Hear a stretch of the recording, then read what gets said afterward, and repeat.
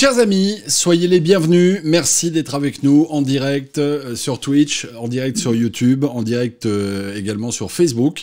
Heureux de vous accueillir. Alors vous savez qu'ici régulièrement on fait des directs ensemble et on se parle très régulièrement de sujets divers et variés. C'est souvent l'actualité insolite, mais parfois l'actualité nous rattrape. Et j'avais envie aujourd'hui de recevoir un invité qui a eu la gentillesse d'accepter mon invitation. Il s'agit de Quentin Dujardin. Alors vous avez forcément entendu parler de ce qu'a fait Quentin, je vous laisse arriver aussi en même temps.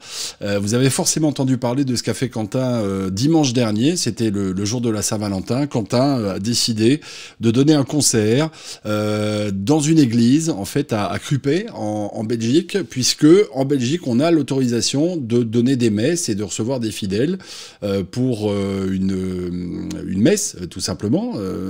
Mais en Belgique, on n'a toujours pas le droit d'organiser un concert et de se produire devant un public. On va en parler avec Quentin qui est avec nous. Bonjour Quentin, bienvenue. Merci d'être là. Avec plaisir. Merci d'avoir accepté l'invitation. Alors, on va peut-être, avant toute chose, regarder ce qui s'est passé. J'ai trouvé sur votre chaîne YouTube une vidéo, en fait, qui reprend tout ce qui s'est produit à l'occasion de cet événement. Je vous propose qu'on jette un coup d'œil ensemble sur cette vidéo, peut-être qu'on la regarde, et puis qu'on la commente après. Vous êtes d'accord ? Avec plaisir, oui. Allez, on regarde cette vidéo et vous allez voir que c'est parfois un peu étrange quand finalement il y a des règles qui s'appliquent à certains et pas à d'autres. Alors je vais essayer de vous montrer l'image correctement car pour l'instant je n'ai pas cette image sous les yeux. Si, la voilà, on va pouvoir regarder cette vidéo.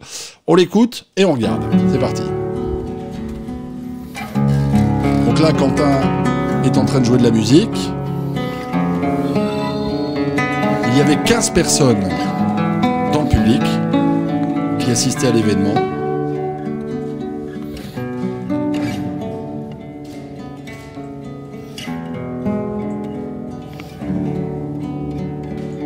Je laisse se dérouler la vidéo.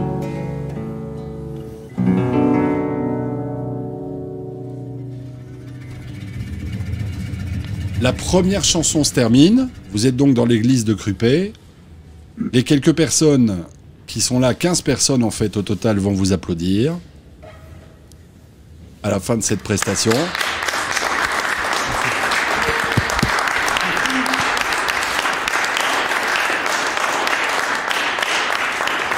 Vous saluez le public, évidemment. Le public qui avait l'air absolument ravi de ce qu'ils étaient en train de voir. Et c'est là qu'intervient alors la police. Ma carte d'identité, faites comme moi. Vous vous adressez au public, vous demandez aux gens de préparer la carte d'identité pour que... alors vous retournez chercher votre carte d'identité derrière, et puis ensuite, la police vous demande vos papiers. Vous coopérez totalement avec la police, il faut le dire. Il n'y a vraiment aucun souci. Le policier prend note de vos coordonnées. Voilà la vidéo telle qu'on la montre sur votre chaîne YouTube. Alors, est-ce que vous pouvez nous expliquer peut-être ce qui s'est passé après ces images, lorsque vous avez donné votre carte d'identité au policier? Comment ça s'est passé après? Simplement, voilà, j'obtempère puisque je savais que la police allait interrompre le concert, donc je n'avais pas de raison de poursuivre et c'était pour moi émotionnellement impossible de continuer dans cette ambiance. Donc, j'ai donné ma carte d'identité, le policier a noté les informations et puis je suis sorti de l'église. Je dois vous l'avouer, profondément dépité après cette action qui était évidemment de pointer l'absurdité de tout un tralala d'arrêtés ministériels qui pointe clairement des gros soucis au niveau notamment de la culture. Et donc je suis sorti et puis voilà, j'ai éclaté un peu en sanglots devant ce parvis de l'église et je me suis exprimé une dernière fois devant les caméras pour leur signaler, je pense que l'indécence avait été dépassée profondément et que je crois qu'il était temps de peut-être se poser la question de savoir si cet état d'urgence dans lequel nous vivons tous n'était peut-être pas devenu tyrannique par certains côtés. Donc voilà, je suis sorti de cette église, je vais dire comme ça bruyamment, je l'ai crié une dernière fois en disant que c'était impossible de continuer dans un glissement de terrain de ce type. Et puis l'action s'est terminée et puis voilà, j'ai rangé mes affaires, je suis rentré chez moi comme tout le monde et puis j'attends la suite maintenant puisque la décision du procureur quant au maintien de la verbalisation, ou en tout cas à la requalification de l'acte, puisqu'il serait sans doute requalifié d'acte politique. Ah oui. La chose va se décider dans les semaines qui viennent et évidemment le parquet fédéral temporise, évidemment. Ils comprennent à la fois l'absurdité complètement, mais en même temps la gravité de l'acte, surtout par rapport à la déflagration et la portée qu'il a bien au-delà de la musique, vous voyez. C'est aussi tout un geste en tant que citoyen que j'ai voulu mener pour réveiller ce comité de concertation et essayer de leur dire que peut-être il y a des limites à ne pas franchir et qu'en tant que citoyen, nous avons aussi un outil à notre disposition qui s'appelle la démocratie. Est-ce que, alors je précise à ceux qui sont en train de nous regarder que tous les sons que vous entendez, ce sont les gens qui likent le stream, qui partagent le stream aussi, parce que les gens ont envie tout simplement de partager sur Facebook votre témoignage. Donc c'est très sympa de le faire en tout cas, n'hésitez pas à partager. Je voudrais bien pouvoir couper ces sons, mais je n'y arrive pas, c'est pas grave. C'est la musique aussi, hein, quelque part. Vous disiez que ça risquait d'être requalifié en acte politique, c'est-à-dire qu'aujourd'hui, d'abord, d'où tenez-vous cette information-là? Est-ce que ce sont les autorités qui vous l'ont dit directement? Et qu'est-ce que ça change pour une amende éventuelle, en fait, que vous pourriez devoir payer? Alors, c'est un peu technique, mais globalement, je l'ai appris des mots lui-même du procureur qui s'est exprimé le lendemain sur une chaîne ici locale qui s'appelle MaTélé. C'est une chaîne qui couvre la région, on va dire, namuroise, luxembourgeoise.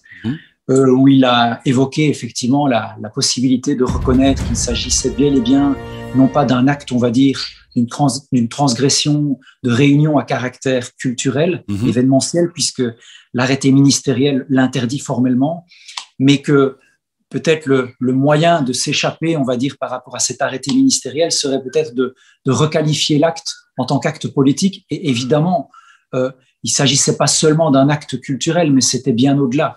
On se rend bien compte à un moment donné qu'en tant qu'artiste, nous agissons peut-être dans certains cas, et je le découvre aujourd'hui, je pensais que j'étais artiste jusqu'à aujourd'hui, mais depuis le dimanche 14 février, j'ai compris aussi que nous avons, on va dire, une certaine nécessité d'exprimer aussi notre rapport aux citoyens, à la citoyenneté, et j'ai apprécié en tout cas aussi quelque part qu'ils reconnaissent qu'il y avait une volonté aussi d'un acte politique, parce que je pense que le jugement qui pourrait en tout cas soit partir vers une non-poursuite des éventuelles amendes, des verbalisations ou des poursuites judiciaires, peu importe ce qui se passe dans le fond finalement, mais ça permet de mettre un cadre, en tout cas légal, aussi à cette éventualité de poursuite judiciaire. Aujourd'hui, je ne suis pas fixé sur mon sort. Je pense que l'État, en tout cas le procureur, comme je le disais avant, temporise parce que chez nous, on a en Belgique, je parle chez nous parce que je ne sais pas si c'est diffusé en France également, l'interview que je donne, voilà. Chez nous en Belgique, on a ce comité de concertation qui est en fait l'organe, on va dire, qui travaille en exécutif avec le ministère de l'Intérieur, qui est en réalité cet état d'urgence et qui acte tous ces arrêtés ministériels, qui les entérine et qui travaille en fait pour essayer de progressivement réouvrir des choses, en tout cas essayer de voir comment on peut parvenir progressivement à redonner vie à notre société. Et le 26 qui arrive, ils vont avoir une réunion qui va être hautement, je vais dire, regardée, en tout cas pour ce qui concerne les gens de la culture, mais je vais dire aussi pour ce qui concerne surtout tous les gens qui sont face à ces absurdités que relèvent en réalité et que provoquent ces arrêtés ministériels. Donc, c'est bel et bien un geste qui ne concerne pas que la culture. Je le dis aussi, c'est qu'évidemment, c'est mon secteur, mais c'est aussi une volonté de solidarité autour de tous les autres secteurs qui aussi doivent faire face à ces arrêtés ministériels qui deviennent profondément, je vais dire, à la limite du côté liberticide. Et ce n'est pas moi qui le dis uniquement, c'est aussi les 20 000 avocats de la Fédération des avocats de Belgique, donc ils sont 20 000 des trois régions, donc néerlandophone, francophone et germanophone, qui dénoncent évidemment cet état sécuritaire. Des avocats ont pris contact avec vous après cet épisode?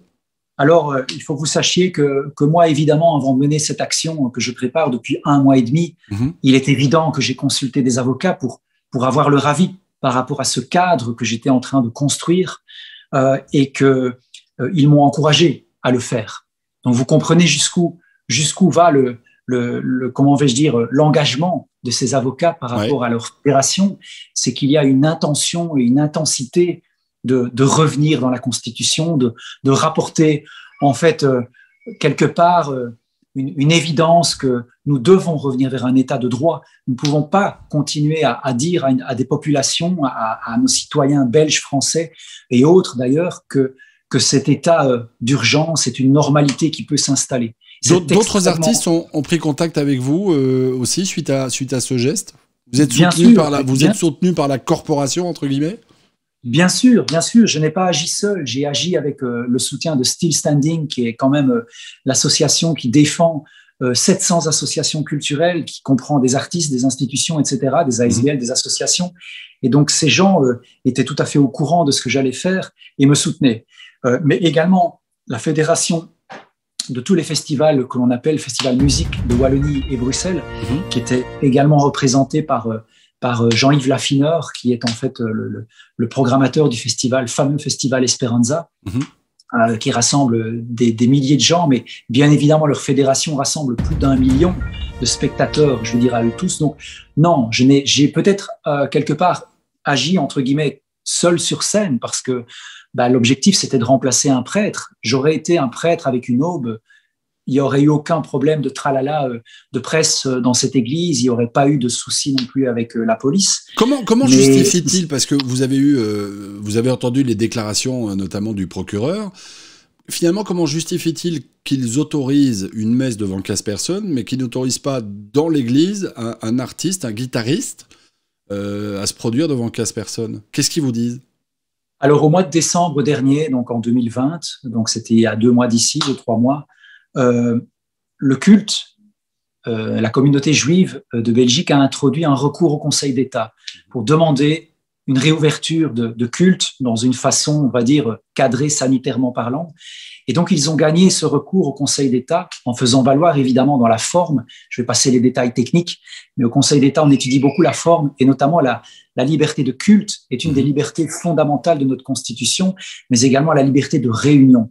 Et donc, ce sont des éléments qui ont penché en la faveur, évidemment, de la réouverture pour la communauté juive et qui donc a provoqué aussi la réouverture pour les églises, pour les mosquées.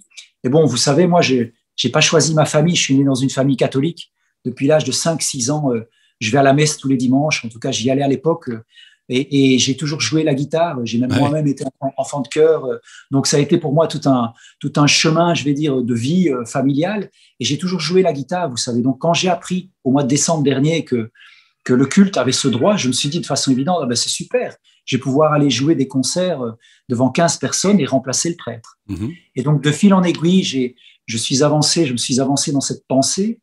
J'ai questionné d'abord des prêtres, des églises, des fabriques d'églises pour leur demander s'ils étaient OK. Et la majorité des églises, j'en avais déjà 10, étaient tout à fait partantes en disant oui, c'est une super idée, pourquoi pas, mais ce serait peut-être bien quand même que tu poses la question au bourgmestre.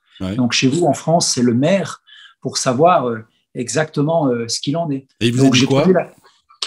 Plusieurs m'ont dit, il n'y a aucun souci, évidemment, c'est même chouette, ça peut redonner de la vie, mais sache que nous, en tout cas, on ne t'enverra pas à la police. Mais par contre, s'il y a un ordre qui descend de l'autorité plus haute, à savoir de l'État fédéral, donc du parquet, du procureur, nous ne pourrons rien. Ce n'est plus de notre ressort, ce n'est plus de notre pouvoir. Et donc, toute la démarche que j'ai eue pendant 1 mois et demi a été de bien réfléchir, de bien peser le pour et le contre de cette action qui me paraissait tellement de bon sens, vous voyez. Moi, je n'ai pas envie de faire péter le pays, ce n'est pas la question. J'ai envie d'avoir une action non violente, d'avoir une action qui ramène le bon sens au milieu de la table des concertations et au milieu de cette discussion que ce ministère de l'Intérieur finalement nous impose depuis 1 an, sur lequel nous sommes tous incapables de réagir, de produire quelque chose de créatif avec eux, ou en tout cas d'introduire une discussion citoyenne, je vais dire. Et donc ma démarche, elle a été peut-être en apparence, je vais dire, mercenaire, kamikaze, je ne sais pas comment les gens peuvent l'appeler, mais elle était profondément construite. Je voudrais qu'on réagisse, je m'excuse de vous interrompre parce qu'on a aussi un système de chat qui permet aux gens de se manifester. Je vous lis quelques messages qui arrivent là, qui sont arrivés depuis le début de notre entretien. Voilà, bonsoir, Rita nous dit bonsoir à ce monsieur. Léa nous dit comme quoi les lois sont mal faites, c'est incompréhensible. Sylvie nous dit bravo Quentin. Sylviane nous dit thank you, merci. Marc dit bravo Quentin. Voilà, Sylviane nous dit c'est une honte ce qui vous arrive, nous sommes de votre côté. Je vais lancer un petit sondage. Voilà, vite fait, bien fait, parce que j'ai envie que vous puissiez réagir aussi. Nous sommes en direct. Alors évidemment, pour ceux qui nous regardent après coup, ça ne sera pas possible, mais si vous êtes en direct avec nous, vous allez pouvoir répondre à ce petit sondage. J'active le sondage, je pose la question. Quentin a-t-il eu raison de se produire dans une église pour démontrer l'absurdité de certaines lois? Je rouvre le sondage, pardon, je l'avais interrompu, mais ça y est. Attention qu'il faut préciser qu'il s'agit de certains arrêtés ministériels. C'est très différent d'une loi. Comprenez bien le cadre, c'est important. Bien sûr, donc oui ou non, vous pouvez réagir tout simplement si vous êtes sur le chat de Facebook et nous donner votre avis. Il se justifie comment par rapport à ça? Il vous dit simplement, la loi c'est la loi? Et la loi est la même pour tout le monde? Non, écoutez, à ce jour, je ne me prononcerai pas à titre personnel. Je sais que le procureur est très mal pris parce que c'est très embêtant, c'est très embarrassant la situation dans laquelle il se trouve. Vous comprenez, il fait son job. Vous êtes d'accord pour dire qu'il fait son travail? Mais bien sûr, et je suis de tout cœur avec lui. Très sincèrement, je le dis pas pour quoi que ce soit derrière, parce que je veux dire, je comprends qu'il est entre le marteau et l'enclume. C'est quelque chose de très compliqué, vous savez. Et ce qu'il faut dire aussi, c'est que de tout cœur, je suis avec aussi les membres de la police qui ont dû agir ce jour et qui m'ont dit, comprenez, monsieur Dujardin, et je n'avais même pas de souci avec ça. Je leur ai dit, vous savez, vous faites votre boulot et moi, je fais le mien. Et donc, ensemble, nous allons tenter de reposer un débat citoyen autour de cette table des concertations. Et il n'y a pas de tralala au-dessus de tout ça. Je veux dire, je suis aujourd'hui de tout cœur avec, évidemment, l'autorité pour qu'elle continue à faire progresser, à ramener le débat citoyen aussi dans la bonne décision qu'elle aura, parce qu'ils y réfléchissent, je pense, fortement. Évidemment, c'est leur souhait. Mais je pense simplement que, vous savez, tous ces PV qui sont dressés dans tous les sens, à travers, évidemment, l'application de ces arrêtés ministériels, de ces circulaires, posent l'embarras profond auprès des juges qui les reçoivent, qui doivent traiter judiciairement dans les tribunaux toutes ces affaires et qui sont encombrés de problèmes technico-juridicaux. Je ne vais pas rentrer dans le détail du juridique, mais c'est un véritable problème pour l'ensemble de la profession. Et vous voulez dire par là qu'il y a la vérité judiciaire qui est basée et sur des faits et sur des lois et sur des arrêtés, et à côté de ça, la vérité populaire qui n'est pas toujours en accord avec la vérité judiciaire. Non, je ne parle pas de la vérité populaire, moi. Je parle de l'application pure et simple de ce que l'autorité doit rendre comme justice. Vous savez, à l'heure actuelle, c'est très compliqué pour ces magistrats de comprendre comment fonctionner dans cet état d'urgence. Et je le dis, c'est vraiment que techniquement, dans l'analyse de ces arrêtés ministériels, ils provoquent, et c'est ce que les 20 000 avocats dénoncent, ils provoquent des complications techniques très complexes à dénouer. Et donc, il ne s'agit pas de vindicte populaire ou d'être d'un côté en train de faire du populo, loin de là, loin de mon intention. Mon intention est de rendre justice ensemble, de ramener ce pays dans la Constitution, de remettre sur les rails cet état de droit et de relancer le débat. Ensemble. Comment ? Et de relancer le débat, peut-être aussi. Oui, parce que le Parlement est muselé. Depuis 1 an, vous vous rendez compte, nos 780 parlementaires, si je ne me trompe pas, sont quelque part dans l'attente. Ils sont presque au chômage. Est-ce que vous savez, le droit politique, c'est ce qui régit le lien entre l'autorité et le citoyen. Quand vous mettez un état d'urgence, vous coupez ce lien. Il est coupé net depuis presque 1 an maintenant. Et ça, ce n'est pas bon pour la démocratie. Et donc, ce que je suis en train de faire simplement, par cette action, c'est d'essayer de tenter de redonner un contre-pouvoir dans cette démocratie et de dire qu'il y a une nécessité de rétablir un équilibre normal à une démocratie. Toute démocratie a besoin fondamentalement d'un contre-pouvoir. Si ce contre-pouvoir ne s'exerce plus, l'équilibre disparaît. Si l'équilibre disparaît, c'est le glissement vers une dictature, vers une tyrannie. Je ne suis pas le seul à le dire, Les avocats en parlent, les juristes, les constitutionnalistes en parlent en long et en large. Je me rends compte que dans votre démarche, la démarche n'est pas seulement artistique. On pourrait penser au départ que vous faites ça pour défendre la culture, mais dans les propos que vous tenez aujourd'hui dans l'émission qu'on est en train de faire ensemble, il y a effectivement quand même un côté politique, et vous le disiez tout à l'heure, si c'est requalifié comme acte politique, ça vous convient tout à fait. Quand vous parlez de contre-pouvoir, on est là dans la politique, on n'est plus dans la culture, entre guillemets, même si... c'est assez proche, finalement, dans les préoccupations de nos concitoyens. Bien sûr, c'est ce que je vous ai dit il y a à peu près 20 minutes de notre échange. J'ai jusqu'à aujourd'hui, jusqu'au 14 février, j'étais profondément un artiste dans ma musique, c'est-à-dire quelqu'un qui construit avec l'émotion, qui fait vibrer les gens, et je le suis toujours parce que je continue à pratiquer mon métier, je continue à écrire de la musique, je continue à produire de la musique, je projette de faire beaucoup de concerts dans l'avenir, mais j'ai compris une chose, et que la vie m'a apprise depuis le 14 février, c'est que aussi un artiste est un citoyen comme un autre et qu'il a aussi quelque part la possibilité de s'exprimer dans la démocratie. Il n'est pas simplement qu'un faire-valoir d'un bonheur immédiat qu'il peut donner lors d'une prestation, lors d'un concert. Ça, c'est un acte absolument beau, qui relève de la beauté et fantastique. Et j'adore ce métier pour ça et je continuerai à le faire. Mais la position dans laquelle cet état d'urgence m'a placé en tant qu'homme a fait que maintenant, je suis dans l'obligation, en tant qu'artiste, de prendre aussi mon bâton de pèlerin et de dire à cette autorité, à nos hommes politiques, de grâce, ne vous trompez pas de combat. Parce certains politiques ont réagi ? Non, non, vraiment pas. Tout ce que j'ai eu, et ça m'intéresse très très fort et ça va rejoindre quelque chose de très important dont je ne vous ai pas encore parlé, c'est que j'ai eu 2 contacts avec des parlementaires européens d'un côté et des parlementaires fédéraux, donc pour le pouvoir, on va dire fédéral belge.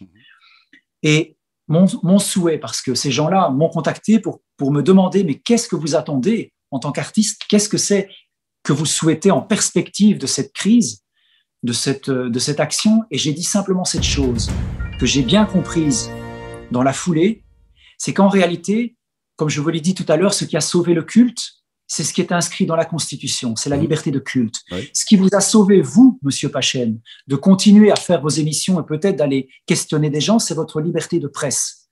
Ce qui permet aujourd'hui à des auteurs, peut-être, ou à des conférences d'avoir lieu, parce que ça continue dans certains lieux publics, c'est la liberté de réunion. Et il y a toute une série de libertés fondamentales qui sont reprises dans la Constitution. Et aujourd'hui, ce que je demande, c'est à la sortie de cette crise, c'est de réouvrir le livre de la Constitution et d'y insérer la liberté de culture. Parce que nous avons ce qu'on appelle un droit à la culture. Et quand vous voyez mes doigts, c'est que comparativement à la liberté de culte, à la liberté d'expression, à la liberté de presse, nous avons été traités avec une considération minable jusqu'à aujourd'hui. Et j'attends le 26 février pour que ces gens se bougent. Et je serai intransigeant sur ce qui va être annoncé le 26 à titre personnel, mais aussi pour tous les artistes qui sont derrière nous. Et pour donc, qu'on comprenne bien, pardonnez-moi à nouveau de vous interrompre, pour qu'on comprenne bien la situation d'un artiste aujourd'hui en Belgique. En France, par exemple, il existe le statut d'intermittent du spectacle, je vais fortement résumer, hein, mais qui permet de toucher une indemnité, on va dire, si on a accumulé un certain nombre d'heures de travail, entre guillemets, en tant qu'artiste. Le reste du temps, on chôme, entre guillemets, mais on touche une indemnité correspondant à ce nombre d'heures. Quel est le statut de l'artiste en Belgique aujourd'hui? Et j'ai envie presque de vous dire, de quoi vivez-vous aujourd'hui, alors qu'en temps normal, vous vivez aussi de représentation en public? Alors, le statut d'intermittent en spectacle, en France, c'est effectivement appelé comme ça. En Belgique, on l'appelle le statut de l'artiste. J'ai ce statut de l'artiste depuis presque 20 ans, quasiment, et ça représente à peu près 1 000 € par mois, qui est une forme, on va dire, de soutien d'assurance. Si vous n'avez pas de concert dans le mois, vous touchez cette allocation en soutien à, on va dire, le choix de vie que vous avez fait, qui est d'être un créatif, qui est d'être un compositeur, qui est d'être quelqu'un qui a des moments de grande occupation sur scène, et quand il disparaît, on va dire, des radars médiatiques et des radars de la scène, continue à bosser, continue à créer. Et donc, cette protection sociale est un acquis, si vous voulez, je ne sais pas de combien d'années il existe, mais je pense que ça date des années peut-être 80, 60. Je ne sais pas très bien, il faudrait vérifier ça. Parce qu'un artiste ne va pas, comme un boulanger par exemple, travailler tous les matins au même endroit. C'est un statut à part et une démarche différente. Ça, on le comprend tous. Voilà, c'est ça. C'est que nous travaillons, en tout cas, en permanence en sous-marin pour créer, pour composer. Moi, je n'enseigne pas. Je vis de ma production, je vis des retours de ma production, je vis de ma musique, des concerts, des cachets de concerts, etc. Ce qu'on m'a enlevé depuis 1 an, c'est la totalité de mes revenus. Donc, depuis 1 an, je vis avec 4 personnes à charge, avec 1000 balles. Et quand je dis 1000 balles, c'est 1000 balles pour toute la famille. Donc, c'est payer comme tout le monde une maison peut-être ou une location, c'est payer vos frais, vos assurances, etc. Bref, je ne vais pas vous faire un schéma, les gens se rendent compte de la situation. Bien sûr. Donc, la chose que je sais maintenant, et le lundi matin, le lendemain de cette action du 14, M. Dermagne, qui est notre vice-premier ministre, a eu la noblesse, et je l'en remercie infiniment, parce que c'est un véritable geste de prise de conscience de la gravité de la situation pour les artistes, a effectivement annoncé en grande pompe, il en a fait une double page dans le journal Le Soir, ça a été titré en première page le lundi matin, statut de l'artiste en rénovation et en réactivation, je vais dire en mise à jour. Il a promis quelque chose avant Pâques. Et ce que je demande, parce que ça fait partie du projet de loi qui va être transformé, c'est de ne plus être associé, et c'est son projet, c'est lui-même qui en parle, c'est de ne plus être associé à cet esprit de chômeur. C'est une honte. Oui, parce que je venais là-dessus, et c'est une des réactions dans le chat. Il y a Stéphane Justin qui nous dit, quand on voit le nombre de commentaires sur les réseaux sociaux qui appellent les artistes à, entre guillemets, trouver du boulot, plutôt que de jouer les victimes, il dit c'est inquiétant. Le statut est mal connu des gens. En fait. Les gens ne savent pas, les gens pensent que globalement un artiste, allez, je vais peut-être être un peu caricatural, mais c'est un branque, c'est un branquignol, c'est un gars qui va de temps en temps faire un petit concert, boit sa bière, et puis redescend de scène, et puis il va chez lui pendant peut-être, je sais pas moi, 3 semaines en attendant le prochain concert, et il regarde la télé, je sais pas, il joue aux jeux vidéo. Non, un artiste, c'est un créatif. C'est quelqu'un qui vit avec son art en permanence. C'est quelqu'un qui défend une liberté de vie, d'expression, mais c'est quelqu'un qui accepte les règles du jeu. Et la chose que je veux dire par rapport au chômage et par rapport à cette association, ce lien qui est fait depuis l'origine de ce statut, c'est que malheureusement, nous sommes sous le joug de ce qu'on appelle l'ONEM. En France, vous avez Pôle emploi, je pense, ça s'appelle. Absolument. Nous sommes sous le joug de ces gens qui considèrent encore et aujourd'hui que je suis un branque, que je suis quelqu'un qui ne bouge pas entre les concerts. Eh bien, je vais leur dire aujourd'hui simplement que ce qui va se passer, et j'invite M. Dermagne, notre vice-premier ministre, puisqu'il a eu la bonne idée de sortir le dossier d'urgence pour le traiter et le faire voter au Parlement, que je souhaite que ce soit bel et bien maintenant l'ONEM qui soit déchargé de son rôle pour le donner dans les mains d'une commission d'artistes. Et ça fait partie des rénovations de ce statut, et je lui souhaite à M. Dermagne d'aller jusqu'au bout. Et il aura mon soutien de ce côté-là, parce qu'effectivement, il est simplement temps de reconnaître dans la société qu'il y a des gens qui sont des créatifs, qui vous font vivre. Vous êtes vous-même un créatif en imaginant, voilà, votre chaîne YouTube, comment rentrer en contact avec les gens. C'est le monde de demain, vous comprenez? C'est aussi le monde des artistes depuis des décennies, depuis des générations, depuis l'humanité entière. Il faut aussi tenir compte, pardonnez-moi, il faut aussi tenir compte du fait qu'il y a plein de gens dans le milieu artistique et culturel qui n'ont pas ce statut d'artiste, qui sont des ouvriers du culturel, entre guillemets. Je pense par exemple, voilà, quand vous jouez de la guitare, s'il faut remplacer les cordes de la guitare, il faut quelqu'un qui fabrique les cordes de la guitare. C'est un schéma, mais il faut aussi quelqu'un qui sonorise la guitare. Donc il faut un preneur de son, il faut qu'il y ait des entreprises qui viennent pour livrer du matériel, pour pouvoir prendre le son, etc., etc. Quand on fait de la télévision, par exemple, il faut se faire maquiller. Quand on monte sur scène, il faut des costumes. Donc, c'est tout un écosystème, en fait, que les artistes contribuent aujourd'hui à alimenter. Et ces gens n'ont pas le statut, peut-être, qui leur permet aujourd'hui d'avoir ce revenu de 1 000 € dont vous parliez tout à l'heure. Alors, il y a en fait, dans la revendication de M. Dermagne, qu'il va porter au Parlement, il y a la volonté d'intégrer davantage et les jeunes artistes qui sortent d'écoles, on va dire, supérieures artistiques, ou qui ont une réelle motivation à rentrer dans l'art, à rentrer dans le secteur culturel, et également, je pense, une note très forte pour tous les techniciens. Et ça, c'est quelque chose que j'invite vraiment le monde des techniciens, parce qu'effectivement, nous avons besoin d'eux pour monter nos spectacles. Nous ne sommes pas seuls dans la chaîne, vous l'avez bien dit, c'est tout un écosystème qui fonctionne de concert avec les artistes. Et vous savez, on est entre des gens qui travaillent avec le statut artistique, on est certaines autres personnes sont protégées par comment vais-je dire, le statut d'indépendant, d'autres sont engagés par des centres culturels, ils sont salariés. C'est une constellation de statuts différents.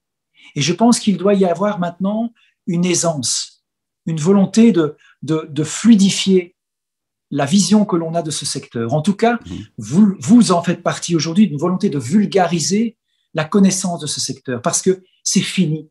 C'est fini de nous prendre pour des gens qui font un petit 3 francs 6 sous et puis se limiter à ce qu'on voit à la télé. Parce que ce que les gens voient à la télé, c'est 1% du monde artistique. Les 99 autres qui fonctionnent sont là en sous-marin, mais travaillent comme des fourmis. Ils bossent. C'est des bosseurs. Les techniciens, les danseurs, les lighteux, les gens qui s'occupent de light, les gens à la communication, les bookers, tous ces gens-là sont des bosseurs de l'art. Vous savez, c'est un métier très intense. C'est un métier qui vous passionne. C'est un métier qui vous fait vivre. C'est la création. Et c'est pour ça que je me bats aujourd'hui. C'est pour dire que les métiers de la création sont des métiers importants dans notre société pluraliste et surtout dans notre démocratie, parce que c'est un acte nécessaire. Nous sommes tous créatifs et je demande simplement à ce qu'il y ait une revalorisation évidente de cet acte créatif et pour les gens qui travaillent dans ce secteur. Vous avez le sentiment qu'il aura fallu finalement, si je résume un peu ce que vous dites, il aura fallu finalement cette crise, qui est une crise grave, pour qu'on prenne conscience du statut de l'artiste et qu'on puisse faire avancer le débat? Tout à fait. Tout à fait. Vous avez tout dit. Il n'y a pas grand-chose à ajouter. Je pense qu'on est allé au bout de nos forces en tant qu'artistes. On nous a, en tout cas, personnellement, ignorés, oubliés. On nous a niés, on nous a balayés. Depuis 4-5 mois que nous n'avons plus une seule déclaration depuis le mois d'octobre qui concerne la culture. Et aujourd'hui, depuis le 14 février, je ne vous cache pas que j'avais envie de mettre un coup de massue sur cette table des négociations et de leur dire, vous savez, les citoyens ont aussi le pouvoir. N'oubliez pas, une démocratie, c'est une souveraineté. Il ne faut jamais l'oublier. Il ne faut pas qu'ils l'oublient, ces hommes politiques. Vous comprenez? Ils sont évidemment là pour nous représenter. Nous votons. Mais il faut bien qu'ils comprennent qu'il y a des limites, à un moment donné, à tout état d'urgence. Et ça me paraît fondamental qu'ils n'oublient pas ce détail. Parce que s'ils oublient ce détail, ils vont faire une très grossière erreur dans la foulée. Est-ce que vous comprenez ceux qui jouent l'avocat du diable aujourd'hui, qui peuvent dire oui, mais enfin, il y a quand même d'autres secteurs. Les gens pensent que ça concerne peu de gens finalement, la culture, alors que c'est un secteur immense. Est-ce que vous comprenez que certains disent il y a des priorités, c'est peut-être pas la priorité aujourd'hui. Il y a l'Horeca en Belgique, il y a donc, j'explique pour les Français, il y a l'Horeca, c'est la restauration, c'est les bars, c'est ce genre d'endroit. Vous comprenez qu'il y en a qui ne comprennent pas peut-être que la culture soit une priorité? Alors, Monsieur Pachen, j'ai été très clair au début de notre entretien. Je vous ai dit que mon action, elle a pour but de mettre le doigt dans l'engrenage de l'absurdité, d'aller le dénoncer. Ce que je dis aujourd'hui, c'est évidemment, je suis musicien, je dénonce par une action culturelle, on va dire, qui va être requalifiée de sans doute action politique aux yeux de la justice. Je dis simplement que nous sommes au bout d'une absurdité. Mais vous savez, l'arrêté ministériel dont je dépends, dont cette action que j'ai menée le 14 février, parle de cette interdiction de mener une activité quelconque au niveau culturel, événementiel à caractère festif, m'est interdit. Mais vous savez, des arrêtés ministériels, il y en a une volée. Il y en a une volée qui ne concerne pas que la culture. Et ça veut dire quoi? Qu'il y a une volée de gens dans d'autres secteurs qui sont face à ces absurdités. Et aujourd'hui, ouvertement, je leur dis, faites comme moi. Construisez votre défense. Imaginez comment vous pouvez mettre votre doigt dans l'absurdité face à laquelle on vous a placé. C'est exactement quelque part ce souhait que j'ai, c'est de dire à ce comité de concertation, il faut siffler la fin de la récréation. Vous devez stopper. Je ne dis pas net, mais je dis progressivement, vous devez donner un signal fort aux gens de ce pays, peu importe leur secteur, mais vous devez leur dire qu'ils vont faire un effort pour arrêter ces aberrations. Comment faire pour retrouver une vie normale, y compris dans la culture aujourd'hui, avec le respect de la distanciation sociale, du port du masque, ce genre de choses? C'est compatible pour vous? Les experts sont responsables pour ça. Moi, je ne suis pas expert sanitaire. Moi, je n'ai fait que dire, je veux jouer comme un prêtre, 15 personnes dans une église. C'est tout. J'ai rien demandé de plus. Ouais. J'ai pas dit, mettez-moi 200 personnes dans l'église. Je veux ça pour le 26 février. Je suis pas un gamin pourri gâté. C'est pas ça. Moi, je suis quelqu'un qui reste dans le cadre légal des conditions sanitaires. Vous comprenez? 15 personnes pour un culte dans une synagogue ou dans une église. Je vais pas aller à la mosquée puisque la musique y est interdite. Évidemment, je le respecte. Mais je dis, de grâce, donnez au minimum ça à un artiste solo. On accepte. On veut juste gagner un peu notre vie, vous comprenez? Bien sûr. Est-ce que vous êtes favorable à l'organisation de concerts tests, comme on est en train d'en parler, notamment en France? Il y a le groupe IAM qui va lancer une initiative comme celle-là à Marseille. Il y en a d'autres aussi sur la région parisienne. Bien sûr. Je pense que c'est le moyen de cadrer la réouverture. Je pense que c'est une possibilité de travailler de concert avec ce comité de concertation et les experts, les virologues qui concernent, enfin qui les conseillent, et de réfléchir tous ensemble à, effectivement, comme le dit la ministre, des protocoles qui sont déjà prêts, qui n'attendent qu'un petit doigt, d'un petit bouton poussé de la part du comité. Et donc, moi, je suis tout à fait favorable à ce que nous réfléchissions, parce que, imaginez-vous, c'est quand même encore une aberration de dingue, mais 15 personnes dans une chapelle, avec un musicien ou un prêtre, on va dire un prêtre, je peux comprendre. Une chapelle, voilà, c'est court, c'est peut-être un peu plus resserré. Mais 15 personnes à Notre-Dame de Paris, vous trouvez ça logique?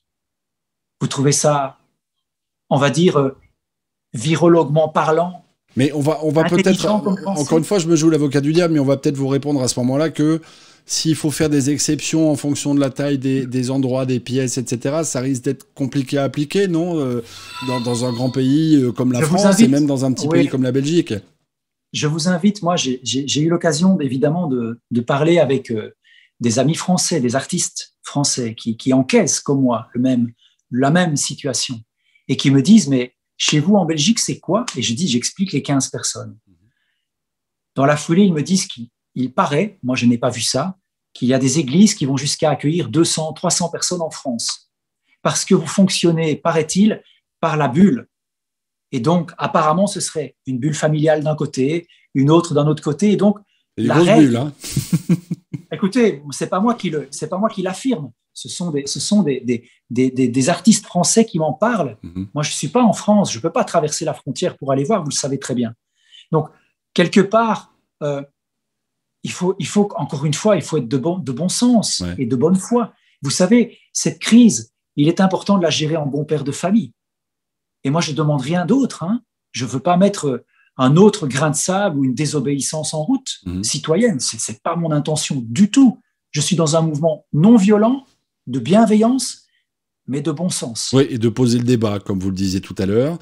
Le 26 février est une date butoir pour vous, vous l'avez dit tout à l'heure. Qu'est-ce que vous ferez si le 26 février, vous avez le sentiment de ne pas avoir été entendu, en fait? Si le résultat de cette journée du 26 février n'est pas satisfaisant pour vous? Alors, c'est une très bonne question. Aujourd'hui, on est vendredi 7 jours avant le 26. Je ne sais pas. Je ne sais pas. Je laisse toute ma confiance dans ce comité de concertation. Je leur laisse la construction qu'ils ont dans leurs mains pour établir effectivement quelque chose de sanitairement respectable pour tout le monde et donner une bouffée d'oxygène, pas seulement aux artistes, au public, aux différents secteurs. Et vous avez parlé de l'ORECA. Donnez-leur une bouffée d'oxygène, contrôlez sanitairement parlant, avec un protocole tout à fait clair. Mais vous ne pouvez pas laisser les gens en plan.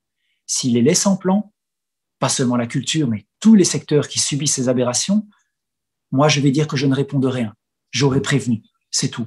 Et comme la police m'a prévenu aussi 3 jours avant mon spectacle, 3 jours avant le 14, quand j'ai reçu cet appel du commissaire et qu'ils m'ont dit, vous savez, monsieur Dujardin, vous connaissez les verbalisations éventuelles qui risquent de vous tomber dessus. J'ai dit, écoutez, vous pouvez me les rappeler. Quand il m'a annoncé 4 000 pour vous, 4 000 pour la personne qui va ouvrir l'église et 250 € par personne présente dans l'église.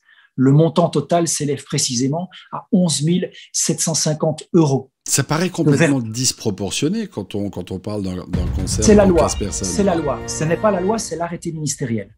Moi, je ne fais effectivement que vous relater ce qui m'a été dit par le commissaire qui faisait son travail. Je veux dire, je ne le blâme pas. Mais quand je lui ai répondu juste que je persistais, il a été évidemment surpris parce qu'il s'attendait à ce que je plie, à ce que je lui dise « Ok, l'autorité a gagné ». Mais non, je ne peux pas comprendre que l'autorité gagne dans ce cadre-là, vous savez. C'est l'état de droit face à l'état d'urgence. Et quand il m'est revenu, parce qu'il m'a dit « J'ai besoin maintenant d'avoir une conversation avec le magistrat de garde suite à ce que vous venez de me dire », et il m'a aussi également fait savoir que je risquais, en cas de débordement, puisque potentiellement il y avait beaucoup de monde qui s'était inscrit, jusqu'à 1500 personnes qui souhaitaient assister à ce concert. Il m'a dit, vous risquez aussi une privation de liberté. J'ai dit, j'assume, j'ai pas de problème avec ça. Ça a été très dur pour moi sur le moment de lui dire, mais il a compris mon intention. Vous avez pensé à la prison? Pas la prison, vous savez, c'est de la garde à vue. Ouais. Vous savez, vous avez peut-être déjà été manifesté, ou votre gamin, je ne sais pas, parce que voilà, il est pris dans un combi de flics, combi de police. Il pensait que sa cause était juste, et puis il est emporté. Et puis, quelques heures plus tard, il est relâché. Ben voilà, je pense que mon acte, et mon avocat me l'a dit, ce n'est pas un délit, vous comprenez? Ouais. Je n'ai pas commis de délit, je n'ai pas, je veux dire, commis quelque chose qui dépasse l'entendement. Non, je pense avoir ramené un débat, vous l'avez dit vous-même. On parlait tout à l'heure d'11 000 € d'amende éventuellement, vous avez fait le calcul. Il y a un élan de solidarité qui s'est installé pour vous venir en aide au cas où vous devriez éventuellement payer cette somme. C'est assez exceptionnel aussi, non, de voir que la population réagit derrière pour vous défendre. Et je vois les messages qui arrivent sur le Facebook et sur Twitch. Beaucoup de gens sont de votre côté. Ça vous a fait chaud au cœur, j'imagine? Les gens suivent le bon sens. Vous comprenez? Les gens suivent peut-être le côté juridique, bon père de famille. C'est ça, en fait, simplement, qui les anime. Vous savez, j'évoquerai l'éventuel appel à don, je le signifierai s'il y a action en justice et s'il y a verbalisation. Si c'est nécessaire. On verra bien. Oui. Moi, ce n'est pas un souci, c'est ce que j'ai exprimé assez rapidement au commissaire en lui disant je ne m'inquiète pas, je sais que les gens, pour avoir suffisamment réfléchi à l'action, la considèrent presque unanimement de bon sens. Et vous savez, quand vous avez le bon sens avec vous, que votre analyse est pertinente, que vous avez questionné votre famille, vos amis, des bourgmestres, des juristes, un procureur, et que ces gens vous disent effectivement, c'est absurde, et puis que finalement des avocats eux-mêmes vous disent, faites-le. Qu'est-ce que vous craignez? Oui. Il est certain que tous ces gens qui sont là, qui vous écrivent et que je ne vois pas et que je remercie beaucoup de leur soutien, m'écrivent en masse. Je ne sais plus suivre sur les réseaux, j'ai déconnecté. Mais je vous remercie infiniment, vraiment. Je sais que nous sommes tous ensemble et qu'il y a une lumière, qu'il y a un espoir de sortie de cette crise en bonne et due forme, en bonne gestion sanitaire, avec la collaboration du comité de concertation, avec leur bon entendement, avec leur bonne réflexion. Et la question de l'argent, vous savez, c'est secondaire pour moi. Moi, ce que je vais faire à la sortie de cette crise, c'est retourner vers ma musique calmement. Ouais, ouais. Vous savez, je fais mon métier, je joue de la guitare depuis que j'ai l'âge de 5 ans et ça fait partie de mon corps, ça fait partie de ma vie. J'ai besoin de musique dans mes oreilles, j'ai besoin de me réconcilier avec moi-même sur ma guitare. Je vais rien changer à ma vie et je remercierai infiniment tous ces gens qui ont eu cet élan, cette volonté. Et je leur dirai peut-être à la sortie, soutenez les gens de l'Eureka. Allez, si sanitairement parlant c'est autorisé, allez dans les cafés, allez dans les salles de cinéma si ça se réouvre. Retournez dans tout ce qui vous permet de vous faire du bien, si c'est permis. Faites-le en masse. Relancez cette solidarité, cet élan que nous avons tous perdu. C'est ça la chose la plus importante, je pense. Le message est passé. On va jeter un petit coup d'œil sur le... Allez, j'appelle ça un sondage, mais c'est pas vraiment un sondage, hein, vous l'avez compris. C'est ce sont des opinions qu'on demande aux gens et c'est une prise de température, on va dire, plus qu'un sondage. On avait lancé ce petit sondage tout à l'heure. Quentin a-t-il eu raison de se produire dans une église pour démontrer... ce qu'il trouve absurde. 80% des réponses disent oui, 20% des répondants disent non. Alors après, voilà, soyons clairs, il n'y a pas d'argumentation derrière ça, c'est juste un chiffre. Hein. Ce sont juste 2 chiffres qui ont été exprimés, mais il y a eu quand même une majorité de gens qui pensent que vous avez eu raison de le faire. Qu'est-ce qu'on peut vous souhaiter pour la suite? Vous allez attendre les 8 jours qui arrivent là avec impatience, j'imagine, tout en continuant à gérer tous les messages que vous recevez et en essayant de faire encore un peu bouger les choses d'ici là. Demain je serai, avec le soutien de Still Standing, je serai à Flagey. C'est aussi, je pense, un grand moment tout ce week-end pour que la culture, ensemble, nous fassions un peu on va dire, de remue-ménage tout à fait correct. En tout cas, il ne s'agit pas de désobéissance, je le dis bien, et essayer de faire parler de la cause. Ce que je vais faire, vous savez, c'est reprendre ma vie normale.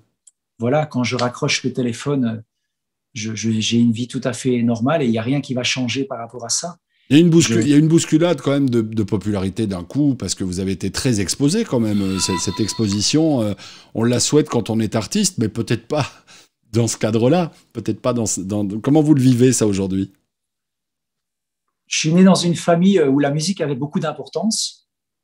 Et mon père, qui était avocat, m'a toujours parlé de loyauté. Il m'a toujours dit va là où tu dois et fais ce que tu dois faire. Et fais-le surtout avec loyauté. Aujourd'hui, je pense que j'ai tenté peut-être de ramener un peu de cet esprit-là et je le partage en toute simplicité. J'ai rien à cacher. J'ai une démarche, je pense, transparente et je serais très heureux de pouvoir rassurer les 20% des gens qui ne comprennent pas cette démarche. Je serais très heureux de les entendre parce que c'est ça, la démocratie. C'est être capable de se parler, de débattre, de pouvoir discuter ensemble, en toute solidarité, en toute bienveillance. C'est la seule chose que je me souhaite de mieux, c'est de rester dans cet état d'esprit. En dehors de toutes les victimes, évidemment, de cette terrible pandémie que nous vivons en ce moment, on a l'impression, quand on vous entend, que finalement, ce qu'on vit là, c'est une chance, quelque part. Ça va faire bouger les lignes, comme on le disait tout à l'heure. Comme vous le disiez tout à l'heure. Ce n'est pas à moi que ça appartient de le décider ou de le dire. Moi, je pense avoir fait ce qui était, on va dire, en mon pouvoir de petit artiste local. Après, c'est les autorités qui décident. Moi, vous savez, je suis en attente d'une décision du parquet. Aujourd'hui, je ne sais pas si l'action va être poursuivie ou pas en justice. Je ne sais pas ce que le comité décidera le 26. Vous comprendriez que le parquet vous dise on ne peut pas faire une exception pour vous parce que la loi, c'est la loi et c'est pas parce que votre action est juste ou pas, c'est pas au parquet de se prononcer pour ça, c'est pas parce que vous avez été mis en avant par la presse que vous pouvez échapper à ce qu'est la loi ou à ce respect de l'arrêté ministériel qui vous concerne? Je comprends tout à fait, effectivement. C'est pas parce que j'ai la légitimité de la presse et des médias qui s'intéressent à ma petite personne que tout à coup j'aurai un droit d'obtenir une valorisation différente par rapport à un arrêté ministériel. C'est pas ça que je demande. Je demande simplement que ces hommes et ces femmes qui sont autour de cette table des concertations dans ce ministère de l'Intérieur réfléchissent en tant qu'hommes, en tant que femmes, pas en tant qu'autorité. C'est qu'ils entendent ces cris, ces gens qui n'en peuvent plus de ces aberrations. Et je leur demande simplement d'avoir une considération qui a été oubliée depuis des mois quant à des gens qui souffrent et qui simplement, au-delà de ça, demandent à être un peu entendus. Et j'espère qu'ils prendront ce chemin parce que sans ça, je pense que la situation risque de se compliquer. Et ce n'est le souhait de personne. Merci Quentin d'avoir accepté cette interview. On a pris le temps de discuter. Moi, ça me paraissait intéressant d'avoir ce point de vue, puis d'avoir le point de vue des gens également qui s'expriment sur le chat. J'aurais pu citer François, par exemple, qui a dit « Courage pour tout. Dans ma commune, le bourgmestre a accepté qu'une après-midi fête de la lumière se passe dans une église. Il y a eu quelques musiciens, tournantes, des gens par 15 dans l'église. Donc je ne comprends pas pourquoi là, ils ne l'ont pas laissé faire. Par exemple, visiblement, il y a d'autres endroits où ça s'est passé avec d'autres musiciens et visiblement, ça s'est bien passé.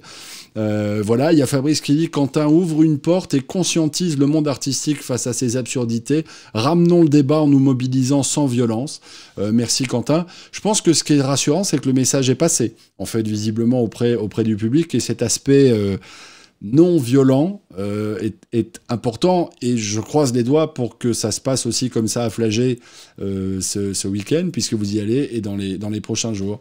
En tout cas, merci Quentin d'être passé discuter avec nous. Je crois que c'était très très intéressant, et ce qu'il y a de bien avec ce principe et les réseaux tels qu'on les connaît aujourd'hui, c'est que ce message-là, il va pouvoir continuer à être véhiculé et à passer. Vous pourrez revoir cette interview autant que vous le souhaitez, vous qui nous suivez sur Facebook, sur YouTube et ailleurs. Il y a Laura qui dit « Les artistes et l'événementiel sont les oubliés, mais faisons cela intelligemment et de manière pacifique. Mettez des souliers à chaque lieu de culture qui vous plaît demain. C'est symbolique, c'est sûr, mais ça sera un bon mouvement. Mes amitiés, Quentin Dujardin, nous dit Laura comme message. » Voilà, il y a plein de messages, c'est top. Merci Quentin d'être passé. Avec plaisir, à bientôt à vous, belle soirée. À très bientôt, merci. Merci beaucoup Quentin. Voilà, ça me paraissait important de donner la parole à Quentin et de discuter aussi tous ensemble de ça. Si vous voulez continuer à témoigner et si vous voulez continuer à commenter, vous pouvez le faire au bas de cette vidéo. Merci à tous ceux qui ont partagé aussi cette vidéo. Croisons les doigts, quelle que soit la vie qu'on peut avoir sur cette situation que beaucoup ont vécue et vivent encore aujourd'hui. Ben voilà, moi j'ai envie de vous dire, soyez le plus heureux possible, essayons de nous battre sans violence pour pouvoir justement se défendre et défendre les artistes. Vous savez que moi ça me tient à cœur hein, particulièrement parce que je les adore, les artistes avec qui je suis amené à travailler souvent. Merci d'avoir regardé ce direct. Je vous souhaite une très très belle soirée. À très très bientôt. Je vous embrasse. Salut tout le monde.